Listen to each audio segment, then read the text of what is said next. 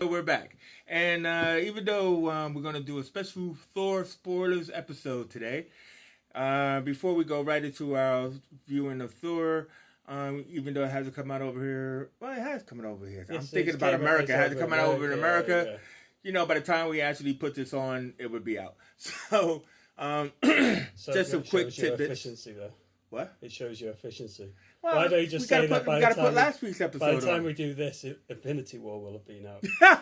No, I don't mean that at all. Anyway, so just some short, quick ones. Orville. Oh. First of all, I've seen it and you didn't see it last week where majority rule. Yeah. I vote up on that one. You vote up on it? I do too, because you definitely don't want to be voted down. No. This show proves to me what a great writer Seth MacFarlane is. Yes. It's not typical Seth MacFarlane. It's Seth MacFarlane actually demonstrating another one of his vast talents. I mean, he's a great singer, he's a great comedian, he's a great speaker. You know, most of these people would have been sort of like stoned and cast as witches back in the 13th century. But he's just absolutely amazing, and because all the stories are great, but this one, I mean, I particularly noticed, written by Seth MacFarlane, and it only has really like the grinding joke in it, but it's actual social commentary done the way it's supposed to be done, in the original series way, the Next Generation way, every way. This is pure television. But stop talking about Orville doesn't work. The comedy behind it isn't sort of like a Family Guy comedy. It's an over exaggeration of the core of the things that we do in everyday life. You know, that's what sci-fi is. It's an exaggeration of the technologies we have now.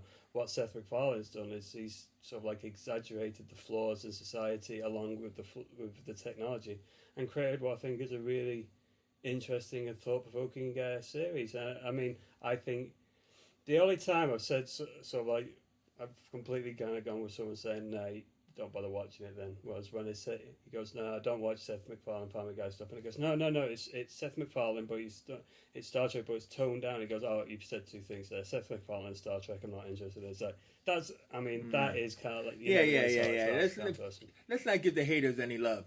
I mean, you know, what I found interesting was John Lamar or Jay Lee.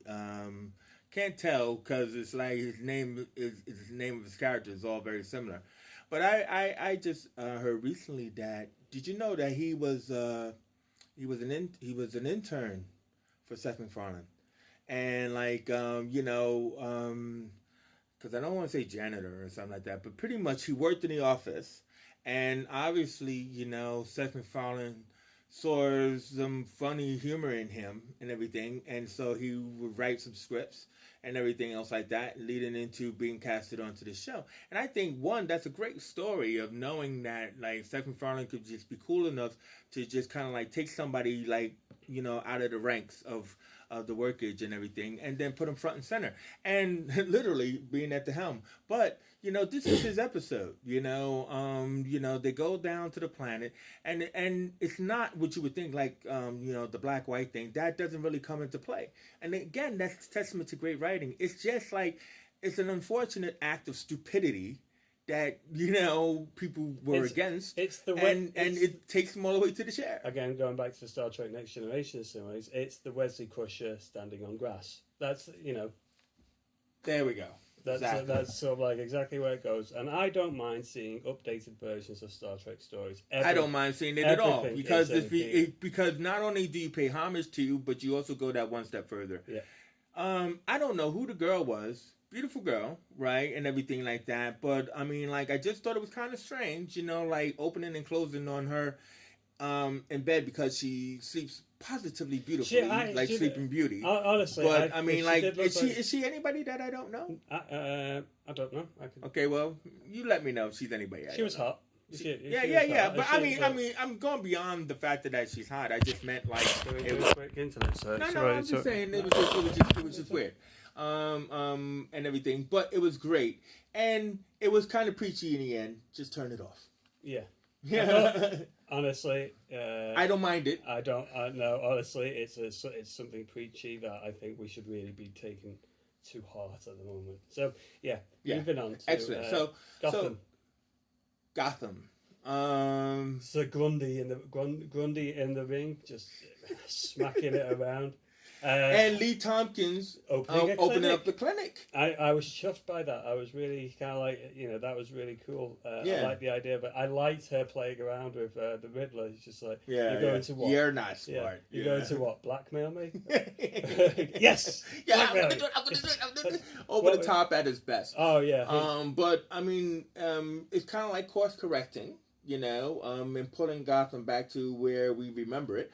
Because obviously very when older, Wayne. It was very Bruce Wayne like. No, but that's what I mean. Yeah. I mean that Lee ends up in the clinic, and obviously at first we thought, is she still sinister? Is she still under the touch virus? But what she's doing is making amends. Yeah, and she is again. She's knocking it out of the park. She's anyone who follows this podcast will know that I actually. Don't like her? No, she's one of my favourite actresses ever. You do like her? Yeah. All right. From Serenity to Deadpool. Oh, well, yeah. Who doesn't like her? yeah. So, name something where she's not brilliant. So, what do you think is Sophia's plan? What's going on there? She went to a great lengths to set up this possibly fake orphanage. Yeah, I completely think it's this whole. She's building up her image now to pick up the remnants once the Penguin goes completely. Yeah. She's setting something up for him. I don't know. Maybe she's kind of like picking him up so he'll have another broken heart and. Well, obviously she's already got him twisted into. Oh yeah, totally. And as anyone would have seen with the Riddler and when he let him down, he goes a little bit mental. And so she gets a. She gets a orphanage, sort of like named after her, which would be a prime target for someone who's going after for revenge. Somebody like the Penguin burns down an orphanage or something, his name gets in shambles, she gets a sympathy thing. She has a nice public image for her to build up a mob on. So, that... But, but then, I'm sorry, resting on it because we want to get to Thor. It's like, oink, oink. Yeah, but I want to know who's playing him. Oh, does he have to be somebody we know? No, I don't think he's sort of like someone that we know. I don't necessarily. I just want to know who it is that's playing him as a kind of like actor. I think he's relatively creepy. He's sort of he's really very creepy. But do you think that maybe he might be chickless? Ooh, wow, that's actually a good theory. Ex-chief of police. No, taking out dirty cops, that's a good theory. I don't think it should be because he's pretty tall, and Chickless may have lost some weight, but I don't think so. And also he was very close to Bullock as well, So forget about the height difference. Yeah, but I mean, Bullock getting the neck slice, man. I mean, and surviving that. I mean, come on, but I don't know. Do you think this is going to be the thing that makes him into the Bullock that, there's much debt, no matter how dirty he is, he's never going to take money from criminal. The Bullock that we know from the comic books, which was... Yeah. I mean, because Jim said enough is enough, and everything like that. So, I mean, and Harvey always had a good heart to him. But it's leading itself on to what I said the other week, which was kind of like maybe what they're doing is they're building Gotham up to get rid of the freaks and make them go underground while Bruce Wayne goes off and does his travels. When he comes back, becomes Batman, he's the fire that ignites the crazies again. Yeah. And, kind of like maybe they do seem, the way that they set up the structure for this episode, which was very Bruce Wayne. It had no Bruce Wayne. Had no Bruce Wayne in it. Had no Barber, no Catwoman. Yeah. It was. It was Gotham. It was Gotham, and it was a good episode of Gotham. It's sort of like it felt like Law and Order in Gotham City, and that's what I wanted. That's what I want to see. No, exactly. No. Well in. I mean, so we're gonna skip over the CW roundup and everything. It wasn't really all that good this week and stuff. And I do believe that Inhumans was good. I'm still a diehard Inhuman fan, despite what everybody says. Even though that death should not have happened. It's inhuman that you actually still like this fucking program. I'm with you all the way, Inhumans. Anyway, so let's go into what we're here for. My big Thor, Ragnarok extravaganza. I mean, like Jeff Goldblum. Yeah. Yes. So spoilers, right? Are we going to go kind of like? Are we going to go from beginning, middle, and end, or are we going to just start? Yeah, we're gonna do our best. So, to go from the beginning. Okay, this is complete spoiler filled. There's not. Yeah. Spoilers. So I mean, from the very beginning, with Thor kind of like being hung upside down, facing Surtur, which was a great little callback and everything like that. Great callback to the comic books and the history of Surtur in the comics and stuff. I think my only, I don't think it's a criticism. I just sort of like, I think that some of the lines didn't fall as funny as I think they were hoping them to. That's improvisation. But, I let it go. And I let it go. The ones with Surtur, there was a couple of them there that just fell a bit flat for me. But overall, well, you talking about him spinning around. Wait. Hold on for a second. Wait a minute. I'm coming back around again. I'm coming back around. I'm not even doing this. I don't even know what's going on. There was some. I appreciate that Surtur didn't do the face plant. Yeah. It was that was easy to do, but knowing he had a face full of fire, they didn't bother. Yeah, so, it's I liked the whole. But I like using his crown on his back. I love that. I love that look and everything. Great combat, great fight scene as well. So it's kind of like does make you think. How is it that freaking he was having so much? He needed a team of people with him to fight all these freaking aliens that are coming down. In the Avengers movie. Because I mean, you look at all those demons that freaking Thor took out on his own. Yeah. I mean, maybe with Mjolnir. With Mjolnir. But, I mean, okay, maybe there is the kind of like this.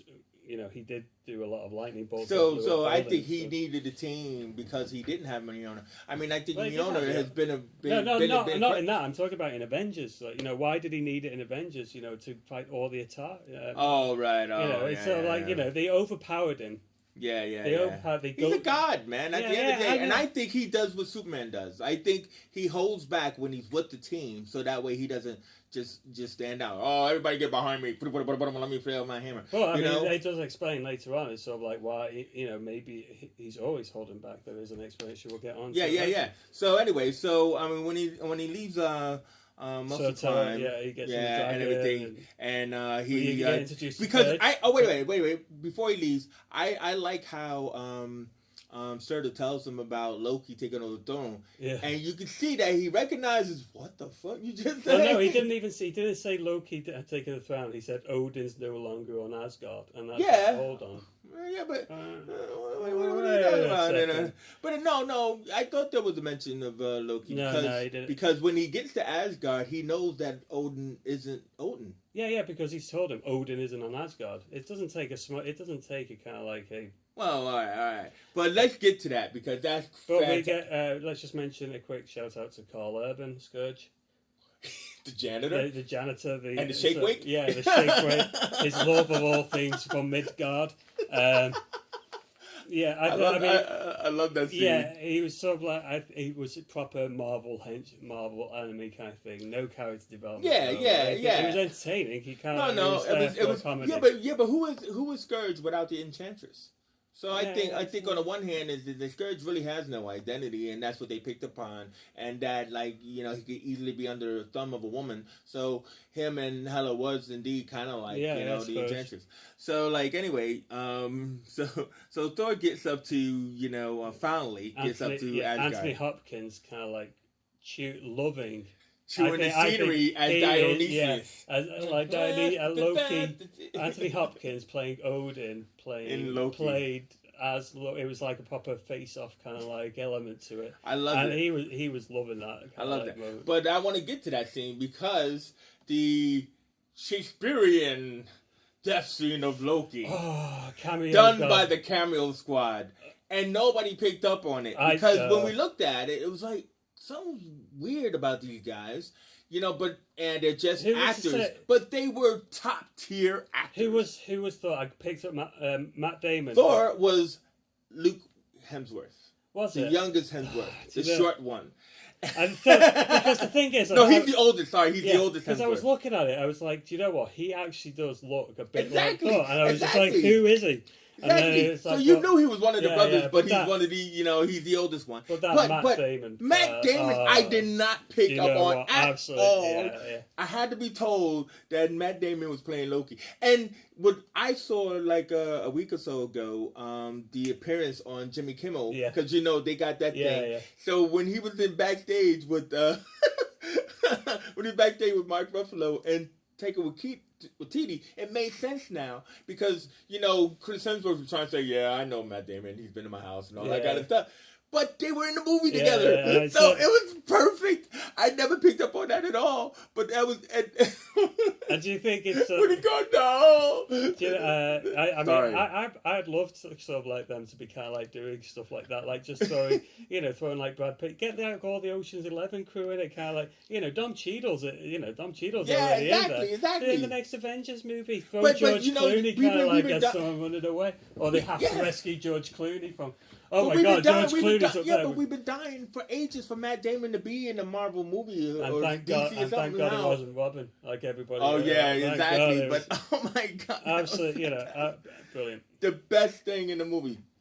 No, it wasn't the best thing in the movie. Okay, all right. Well, okay, all right. It was really. There was a lot of good stuff in the movie. Yes. It was good. Hey, we're off to a good start. Anyway, so he does the Thor punks out Loki to get him to best way ever as well. Oh, one of the best scenes in the previous thing when he was fighting the dragon. The dragon comes over to him, and the dragon just goes like that, and he just puts the hammer in the jaw of the dragon and walks off. Brilliant. Absolutely. Exactly. And it's like, oh my God. Why isn't he just not doing that to every single sort of like big thing that he comes? No, you don't have to kill Korg and his brothers anymore. Just sort of like stick a hammer. There we go. I've got a sword. No, that was good. So anyway, so he got Loki. He throws the hammer, threatens him with the hammer. Loki, appears, and I'm just trying to jump ahead. So they make it to Earth because Loki says I left him here, and they end up out in front of a house and destruction. Hey, sorry about Jane. Hey, what are you talking about? Jane, no. But anyway, I love how all of a sudden, out of nowhere, Loki disappears into a hole. See, you see, this is where I have to confess, I had a bit of a medical issue, and I had to leave for a couple of minutes. You had to go to the bathroom. Point, and I came back to see Doctor Strange, sort of like talking to him, and I was like, So what that happened was, so they're there, right? Loki's like, I know, I left him here somewhere. Anyway, so all of a sudden, a sling ring circle opens up. Loki falls into it, and the card, Doctor Strange's card, is left behind. Right. Okay. So then Thor goes to Bleecker Street and everything, and then Doctor Strange appears like floating in front of the window, and then he just like kind of like pushing Thor around, disorienting him and stuff like that, and it's the same scene from the ending of Doctor Strange, but the funny bit is that so you're gonna leave, when you find Odin, okay, cool, right? So then he tells him where Odin is. And that's when I came in because he's doing the books. Yeah. So like, but then so when Loki comes out of where's my brother? And he's like, I've been falling for 30 minutes. I love that. I've been falling for 30 minutes. It was Loki coming up, kind of like going, I am a god. I'm going to. And then just Doctor Strange just changes and stuff like. Again, Benedict Cumberbatch knocking his small little part. Which he has done already, so it probably only had to do a day. I felt there was. The rubber glove, the gloves, there was something about the gloves just reminded me a bit of Walter White in Breaking Bad. But they still had the kind of like Dr. Magnolia thing, they were orange like the actual gloves. They were very marigold. It was like they caught him in the middle of doing his dishes. Exactly. So anyway, now this was a scene that they reshot. So everybody's seen the trailers for close to a year of this sequence where they meet up with Hela being in some alley or New York City, but they reshot this sequence to act like it was in Norway. So, but they didn't go to Norway. They actually shot it in a green screen to reshoot. And and all that kind of stuff. But like, a lot of people complain. Exactly, a lot of people complain. These guys are Norwegian guys. Why couldn't you just book a flight to Norway? But either way, Not just they Norwegian. had they had they have a parting scene with Dad, which was kind of emotional. Yes, that was a very well, Yeah. good scene. It was sort of like, It was yeah, nice. yeah. It was Anthony Hopkins kind of like again. Even though it was weird, even though for me it was weird that he was wearing that pink shirt because obviously they were supposed to find him and as a homeless guy, but Oh. like, but also did you see the Twitter pictures where he had the sweaty yeah, then he had the cleaned up thing. So looking at it, I'm only thinking about with sweat. Which was You've got weird folk. You've got weird. all right. Anyway, all right. So dad departs because Hela's coming. Now this is an interesting change, right? So do you know what the change is? That like Hela is actually Loki's daughter. Yeah.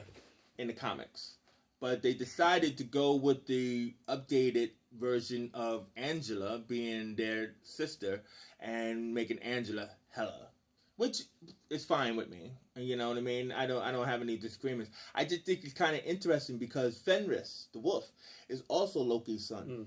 So Hela and Fenris being together is kind of like a weird kind of symmetry, kind of thing. But I'm just only being geeked out here. I don't have any problems with it. I'm just trying to say is that it's still there. Yeah. I mean, but it's in the comic books the Asgardians are gods. In the movies they're just aliens from a well, yeah, but I mean, but know, also too, universe. It's they've made it's a small there's bigger thing. There's a small point. It's a small point. But also too is the fact that Loki's kind of androgynous. I couldn't imagine him being with somebody. You know what I mean? I don't know. I could see him kind of like. He's kind of the sexy androgynous. Sexy. But I'm just saying. I mean, to have the two kids. Okay. I mean, it's better that they have an older sister. It works better for their dynamic, and all that kind of stuff and everything. So. Obviously, she has this whole longer history with Odin that they don't know about. Like when she even gets the Asgard and she rips off the release to show the true origins. It's not just a history of hers that they didn't know. It was like a history of Asgard. Yeah. That they didn't have. And what's cool is that she was the original owner of Mjolnir. Yeah. And stuff. So it'll be interesting. It would have been interesting if they kind of like did a little bit more on that. They're too busy making up these improvs, but a little bit more on the factor of how did she use Mjolnir? Because if Mjolnir is just a connection to your power, did she use Mjolnir to create swords like she's doing? Because she's like the God Butcher in the comics, all right, which creates all these swords.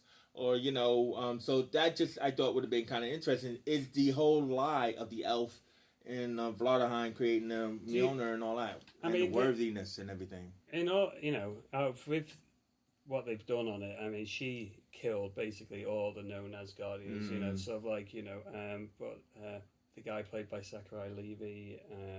Oh, yeah, man. The Warriors 3. Yeah, she killed the Warriors 3. She killed the Warriors 3. What I didn't like... I mean, Sif wasn't there. Well, there's a whole big mystery of where is Sif. Well, she was in Marvel Agents of S.H.I.E.L.D. and that's it. Oh, no, she was in the Guardians of the Galaxy the last time you saw her. Was she? No. End of Thor 2. She takes it to the Collector. She takes the ether to the Collector with Volstagg. So I mean, where did she go? And so that's the mystery: is where was Sif? But I mean, I know you have to get rid of the powerful gods and everything, and I know Hela is powerful, but bam, she gets rid of Volstagg and Fandral. No, you had to get rid of all the big powerful gods, except the one minority.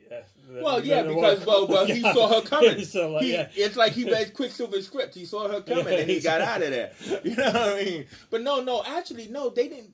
They explained that because Loki got rid of Heimdall earlier. That's why Scourge was there. So Loki already knew that Heimdall will recognize that he was an Odin, so he already had banished him. So that explained that. So either way, so the Warriors 3, but I loved Hogan. Hogan wasn't going down without a fight and everything, and it was horrible seeing that. But she killed off pretty much the male warriors, all the male warriors and everything, creating what's going to be the new Asgard in that aspect. Do you think that they kind of like going to do a bit of a Thor? There was that series, Thor series, when he was where he's in Broxton, Oklahoma. When he was traveling Earth trying to find the other as guardians, and, Yeah. like awakening them and stuff like. And that Well, might he lead, could be looking for Sith. yeah, but he might be. I mean, that might lead to what the inevitable recasting of everything. Because I mean, Zachary Levi isn't going to be able to play. No. anymore. Well, actually, they went through three. They went through three Fandrels. You know, because Luke but Evans the was last Fandral. the last two and three have been done by the guy from Really? Chuck. Yeah. All right. So then Luke Evans was the first Fandral. Yeah. Then. Okay. All right. But Chuck's now playing Chuck. Shazam. Shazam! Yes, we had no time for that. But plenty of time to talk about Shazam. So Molina's been broken up by Hela. By Hela, and they try to escape to Asgard, and she knocks them off of the Rainbow tunnel, Chippy, and that's how they end up in Sakaar. Bridge. Rosenberg Bridge, and that's how they end up. Yeah, whatever. That's how they end up in Sakaar, because it's the shithole of space. I'll be honest with you. I was a bit disappointed that they called it Sakaar. You was just why? No, I mean, sort of like, okay, I can understand there was a location. It's just that Sakaar, you know, it's a desolate planet apart from kind of like mini cities, you know. But you know, if they're going to bring, I would have liked them to have done a few more homages to Sakaar in it. I would have liked Eloi. But but I mean, you know, bringing in the parasite things, what are they called? The parasite thing. You know, so make it a different planet. You don't have to bring it in. Well, I think they wanted to. I know they wanted to do a Planet Hulk thing. Yeah, they wanted it to be Planet Hulk. So they did it. Yeah. But I mean, so yeah, this is what I want to get to is that I find interesting. So in this period, we got this love story that was never defined. You know, because we introduced the Valkyrie, badass, right? Drunk ass, coming out of and falls off the ship. She was and then love the guns. And all that. I mean, there's sort of like instant kind of like, she's absolutely amazing. Hopefully, she'll see her in a few more. Oh yeah, she's already did her scenes for Infinity War and everything like that. But the face tats. Oh, could you imagine her getting drunk with Tony Stark? Yeah. Oh, damn. I didn't. Yeah. Yes, I could. Trying it on with her. Well, yeah. Well, okay, we gotta get to that. Put on the suit. Yeah. We gotta get to that. But yeah. So with the face tats and with the Warbound and all that kind of stuff, somebody theorized that she was taking the place of Cabrera. Because of that scene where she comes to pick up Hulk before she sees Thor's in there, and she said, you ready for training and everything. He's like, hey, big guy. I don't think that was just normal training. I think think there was something going on. No, exactly. Yeah, this is what I mean by the love triangle is that that he's been there for 2 years. They've been training. Yeah. Right, and obviously he can handle her. So, like, the whole thing about it is the fact that like she's replaced the Cabrera character. All right, and you say 2 years. Cabrera, the old strong, by the way, it's 2 years wife Earth time, but Sakaar, the time goes forward. Don't forget, Loki had been there for a week before Thor. For weeks before Thor. So, how long has it been then? So we're talking. I think a day is like, let's say, 14 days. So 700 and. So you're trying to say it's more than 2 years? So 730 times 14. See, that's even worse. But I mean, either way is the fact that like but because maybe it's Taika, they implicated it, right? And then that scene where I'm jumping around, of course, but then there's the scene where she decides to join the Revengers, and like they do the space battle and stuff like that. And they come on the ship, and there seems to be a look between her and Thor.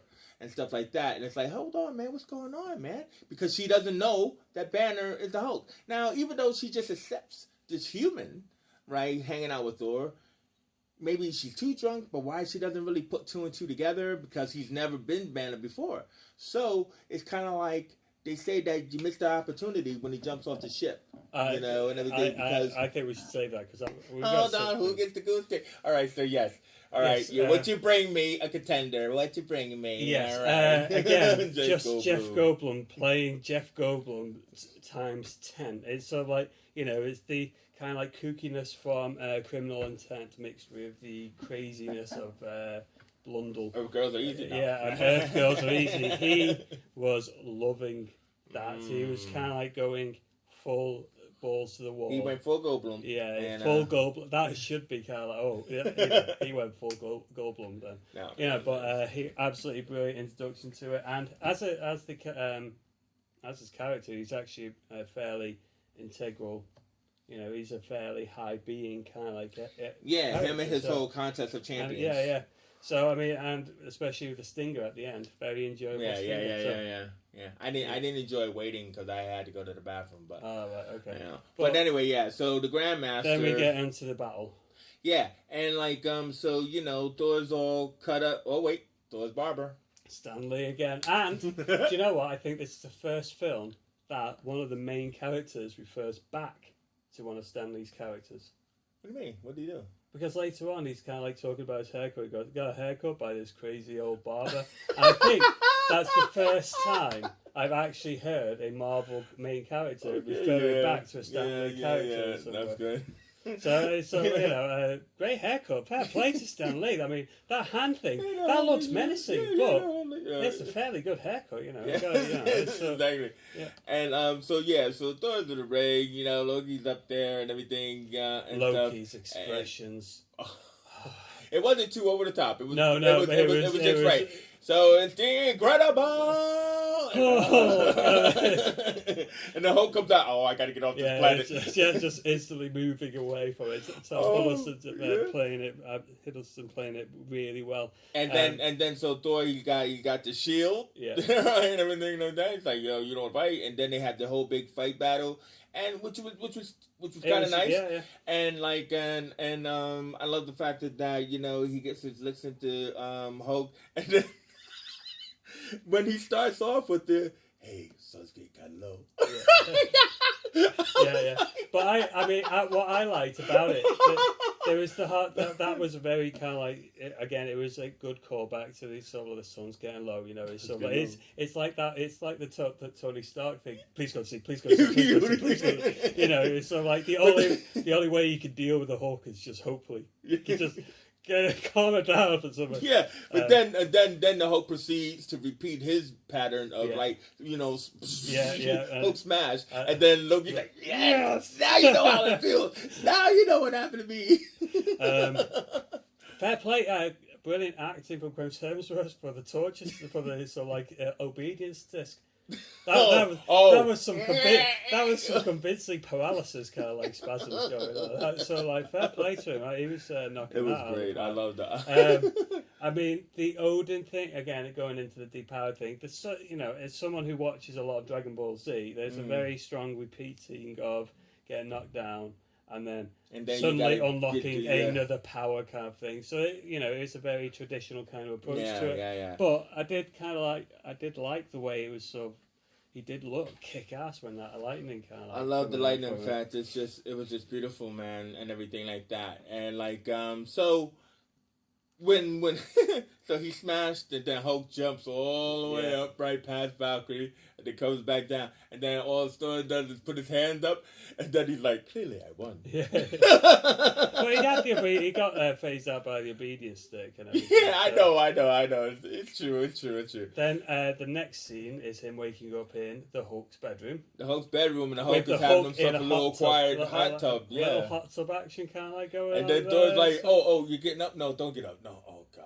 You know, I can't reach that from my mind. He's got a pad. The Hulk's got a pad kind of like going on and everything like that. And he is not bashful. No. He is. You know, that window is wide open, and he is just walking everybody straight to see me to it, just straight swinging to it. Swing. You know, I'm not totally convinced that skirt thing would have been able to hold everything. Just like a little head peering out every kind of like couple of times. No, exactly. But I mean, you know, so I mean, like that was all good. And then I guess like Hulk for the communicating Hulk, and talking and but he still was like, I mean, he still was like a 10-year-old. Yeah, totally. But I think that attributes to what you said about like, even though it said 2 years, it probably was actually 17 or whatever, something like that. You know, so mentally he's grown over that time. So it makes sense that it's not, oh, why is the Hulk all of a sudden talking? He's been in a place where that developed over time. And the thing is, it's not like in Planet Hulk he was suddenly freaking Charles The king. Darwin or kind Yeah. of like the king. You know, he wasn't giving these long diatribes against the Yeah. political structure of things. He was Yeah. basically I am kind now of the professor. even in the Planet Hulk thing. He was like, Hulk we go Earth, we smash it. Your you know. friend. So, I don't I did. Thought again, some of the things that was going on in that scene, I felt were a bit overplayed, a bit too much, kind of like Yeah, a little bit, Yeah. little bit. But, But- I mean, I loved it when he it was in the next scene when he throws the ball at the window and Yeah. it hits him in the head. That's one of my funny. No, I like funniest I ones. like the when they were throwing things at each other, where he throws the shield and Thor goes, What are "Whoa, you whoa!" It's just, you know, Yeah.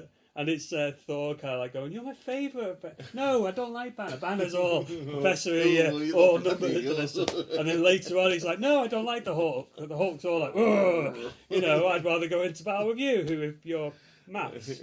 Yeah, but it's also in that scene in the trailer, you know, where he's like, Hulk's like raging fire, you're like smoldering Yeah. fire, and the way Hemsworth just going, Yeah. you know, Hemsworth is the talent is unmatchable. he's really good and he is really charismatic. And I mean, Yes. the other Thor. I mean, don't get me wrong. I thought he was good in the other Thor films, but this one, I think he No, was. this is. It, I think he's going to re-up his contract. I mean, I think based on this performance, I think they'd have to. I think he's kind of like Yeah. because you've got a load of stories you could do with him now, kind of Yeah, like no, displaced, exactly. the displaced king and stuff like that. Yeah. And so yeah, it's Yeah, no, exactly. And so anyway, so we discovered that Scrapper 43 is actually the Valkyrie. She faced off against Hela, and she was like one of the last survivors, Yeah. if not only survivor. And just, but we don't know if she's Brunhild from the comics, but it doesn't really matter because you know she got the suit and dragon thing. So I mean, excellent. Tessa Thompson. What did you think of the other character, Meek and Korg, and Well, see, the thing about it is, it's one of those things where sometimes comedy misses, and I understand why Taika gave him the voice of this, like, you know, yeah? I didn't like it. No, I thought I didn't like the voice choice. There was only one thing where I felt it really hit the mark, and it's the bit where they were on the ship. It's like, oh, Meek, I just stepped on him and I thought I carried him. It's like Meek came like, Meek, still, you know. Yeah, no. That bit I thought worked, but the rest I think of it was physically, he did the humor right. I mean, when I've read the comic books, those stone characters, even from the very first introduction, I thought they always seemed more kind of like reserved kind of, kind of like almost old, old, like they've been around like for ages. old souls kind of thing. Yeah. So that. Small. Yeah. I mean, but equivalent. I like them. I mean, I understood the need for them and everything like that. I just didn't like the voice choice because he said specifically why he chose it. You know, I think he did. About the soft tone voice. But I think the humor was good. Like when they were doing the weapons thing and all that, and then your hammer, you rolled your hammer. What do you mean your hammer? Yeah, you know, because it was clearly like I don't understand what you're saying. It's a hammer. You throw it and it. And I loved it how when Thor tried to run away from him when he came back, he said, "Oh yeah, the place is a circle. It's gonna be a circle." Out my ear. That was funny, you know. And but I would have liked Eloy, you know, the female of the thing and stuff like that, you know. So yeah, that was all good. So anyway, the Revengers. So when Hulk points out the Quinjet and Thor jumps out the window and he goes to the Quinjet. And Hulk destroys the Quinjet. I am the strongest Avenger. No? Okay. God damn you. Oh, yeah. Point break. Yeah. Well, which is a callback to the first Well, Avengers. there is that, and it's sort of like, I think he has said that to... Oh, yeah. Yeah, Tony called them Colgan. Point Break. Yeah, hey, Point Break. Yeah, exactly. So that was good and everything. And it was really tender when Hulk saw Black Widow and stuff like that. I like that, you know, emotion and everything, you know. So. And great, Mark Ruffalo kind of like acted from that point, kind of like this waking up and this kind of like, you know, have you ever been that drunk and you've woken up in the morning and you're in somebody's house and you've not understood what happened and where you are, and there's just you know, there's that 2 moment, years, and then he looks down and he's kind of like got this grass skirt on him that's way too big, and and this bit, you know, the necklace that's just so, you know, And No, then- that was definitely all good. And like people said that he didn't say anything about Black Widow, but he did. He said, "What? Where's Nat?" And all that kind of where's stuff. Nat? So and I did. I like the whole him trying to walk through this calm. This no, not calm. This No, completely this parade of chaotic Hulks. market kind of thing with Chris with Thor just kind of, so the sun is shining, Kind of and you can see that. Why do you keep saying But that? again, coming down to the subtleties of Mark Ruffalo, you can kind of like see him in his face that he's getting more stressed out about the guy on his back saying, "Don't get stressed out about that." The actual thing stressing him out. He He's actually just, bites back Yeah, at him yeah, with like that. it's Shut just, up. you know. But I like how Valkyrie found them just that quick. You guys, are you trying to hide? Yeah. I I had to, well, I covered my face with I that. can still see your eyes. Oh, what? That's funny.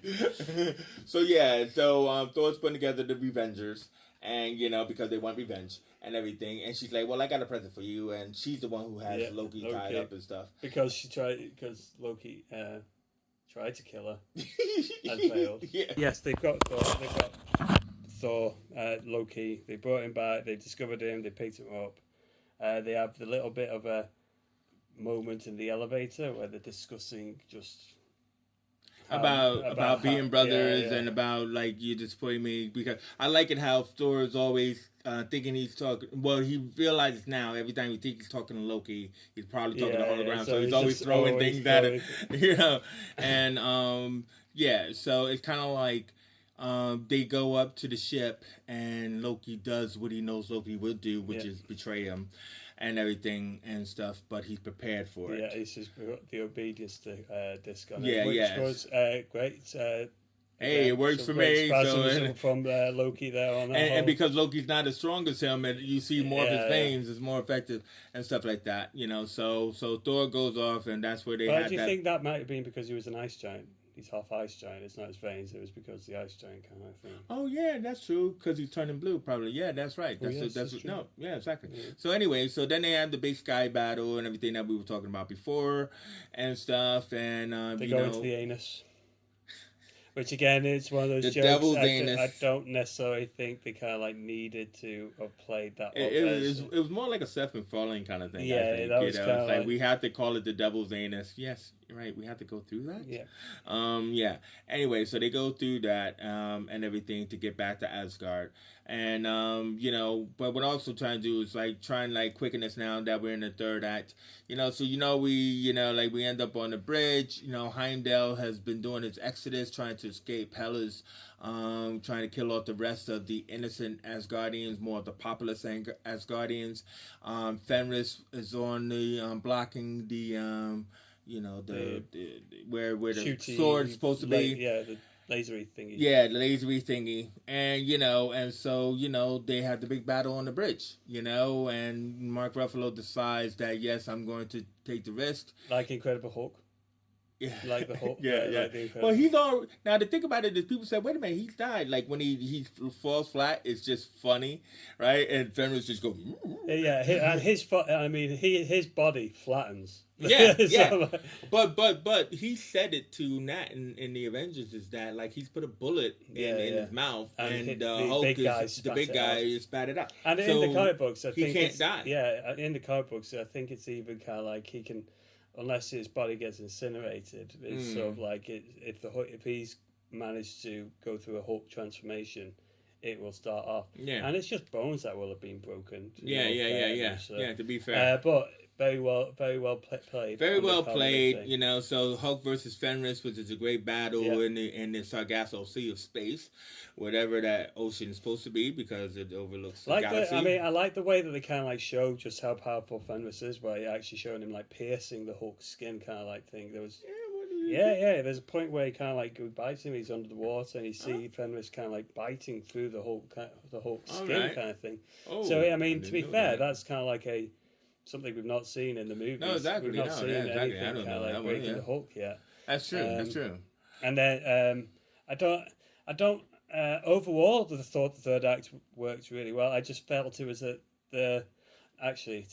when he got that ode. There's a moment again going back to the Dragon Ball Z. Yeah. He gets the ode. There's moments in like those series when the hero gets knocked down and then he gets that power, and I get these tingles. I get the battle tingles up and down. I got that when he came down and he had that power, and the music added to it. You know, freaking Zeppelin came on again.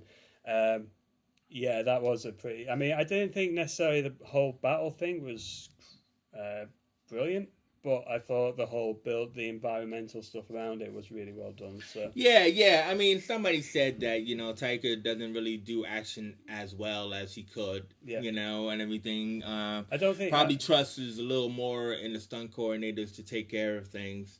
As opposed to actually designing great action set pieces. I kind of I think that the way that this movie was based, I think it was more a commercial kind of like Kevin Smithy kind of like idea. I think this is kind of like how if Kevin Smith had directed a comic book movie, it would have been played similar to this and would have suffered from the similar setbacks. Kevin Smith's not very good with the action stuff. No. So yeah, I can see what he's saying. Yeah, I mean, that's what stunt coordinators. You got that's their job, but you are supposed to design this. Yeah, you're supposed to storyboard it. You're supposed to kind of like say, this is do that. Yeah. Especially, I mean, in a martial arts movie when it is basically kind of like the technique, the thrill of it is the techniques they're seeing and the one-to-one hand. You can rely on your fight coordinator to and the director could go, right, we're going to have a fight scene here. Yeah. But when you're in a situation like Thor where all the powers have to be orchestrated and you have this big armies coming up from anywhere like a Lord of the Rings aspect, you need a director with a bit of vision to kind of do that. Again, Lord of the Rings. I know.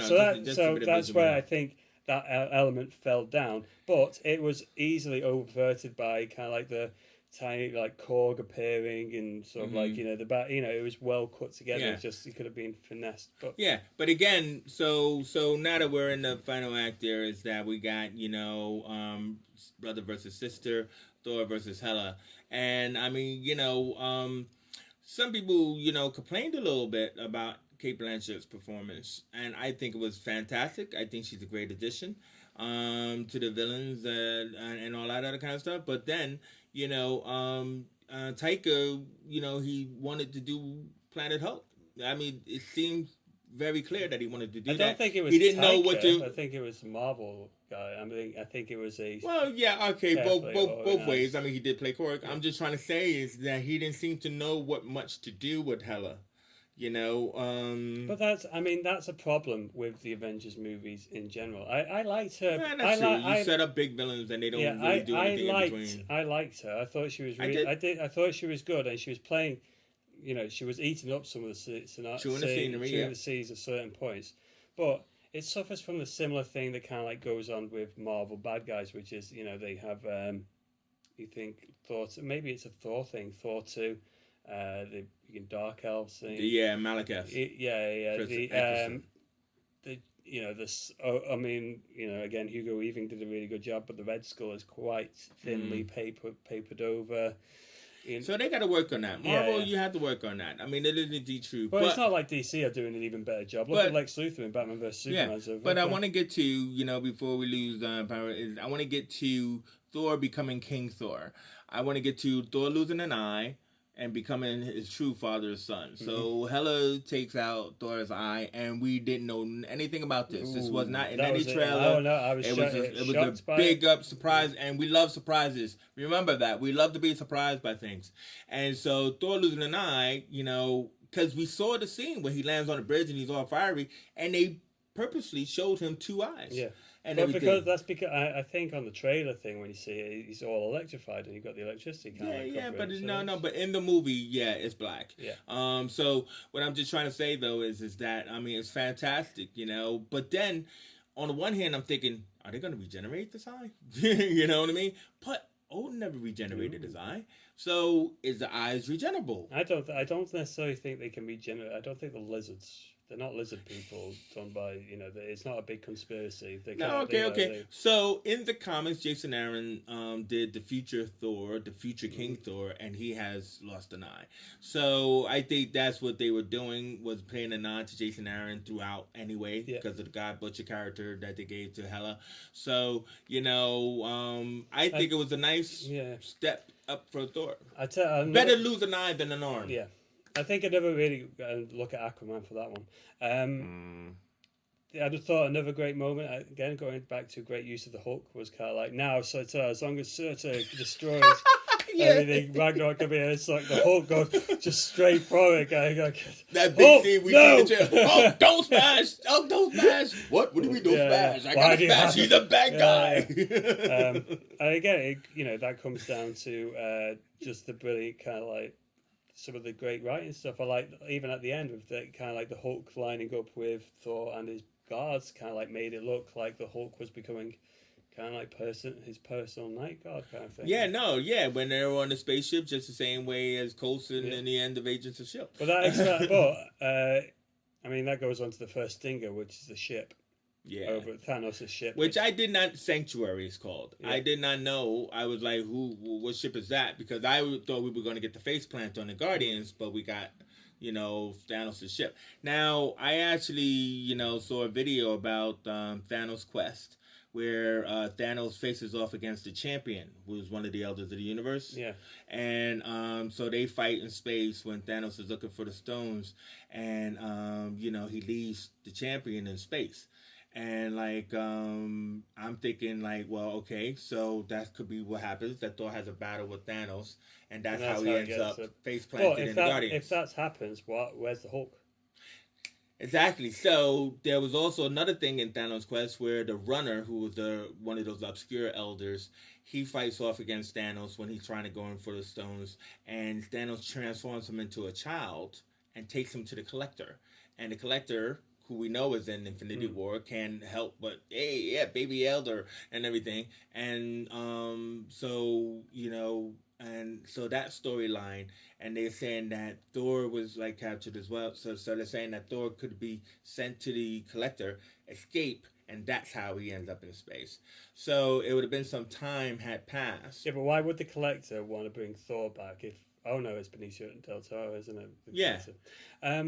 No, Thanos defeats Thor, takes him to the Collector. I don't think that's good. I think what he's going to do is he's going to the first scene of Infinity War will be Thor getting punched by something and him flying through space, and then he gets picked up by the Guardians, and that's kind of like then it goes down to Earth and it comes back. I think that's how it's going. I don't think the Collector's going to be in it in that degree.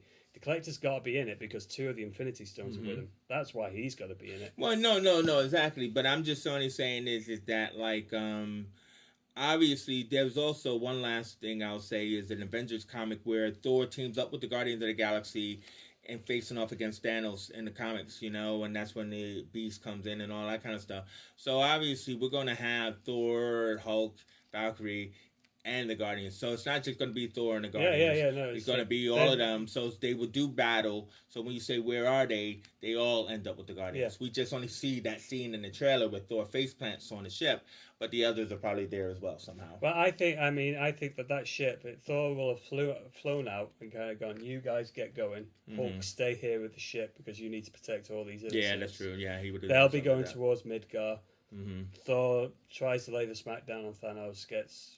That's true too. That's another great theory. Sort of I think that's how it's going to go. But I'm really looking forward to that. I'm looking forward to it. So am I. So hopefully this managed to stay with us this whole time and everything. I mean, that was a full-on spoilers. Sorry about that, but you could tell we totally loved the movie. We started it. I mean, we did say spoilers at the beginning. So, no, I'm just saying. No, I'm just only agreeing in the end that it was full-on spoilers and everything. So it's fantastic, sharing our thoughts on Thor Ragnarok. We both enjoyed it. Excellent movie. Can't wait for Infinity War. Obviously, the next movie, we're getting Black Panther. Black Panther before that, haven't we? Can I just say this? My theory is the Soul Stone is in the necropolis of Wakanda because of all the souls of the original Black Panthers. Okay. Makes sense, though, right? I don't know. Yes. I mean, I don't really know enough about Black Panther to kind of comment on what the necropolis is and stuff. Yeah. Anyway, Black Panther. Anyway. Yeah. No. I'm just saying the Necropolis is the land of the dead, where we saw that in the purple, sequence in the trailer. Don't also forget that Loki has the Tesseract on the ship. That's right, Loki. But let me say that. Hopefully, you got time to say that. Loki steals the Tesseract because Mephisto brings the Tesseract to Thanos. So Loki. How do you know Mephisto brings? What? How do you know them in the comic book? In the comics. Oh, right, okay. What I'm trying to say, Loki's gonna play the Mephisto role in Infinity Well, Gauntlet. of course he is, because Tom Hiddleston's going to be in it, and I all know, he can I'm do just is only betray saying people. it. He's so I'm so I've That's already what he's I've gonna say. Hey, complained- Thanos, forgive me. I finally brought this for you. yeah, I've already, but yeah, Yeah, I'm just only saying it. but yeah. Check to see if that's on. Just quickly before I end this though, with the Infinity War thing, you're saying that Loki's kind of like going to be playing the Mephisto. Do you think he's also going to be playing the Doctor Doom role? Because don't forget, in the original Thanos War kind of thing, when he came down, he got the Infinity Gauntlet. Doctor Doom betrayed him, didn't he? Yeah, And but so- that was no, he's not gonna do that. Right. Okay. So never mind then. He got the long hair and everything. Yeah. All right. So.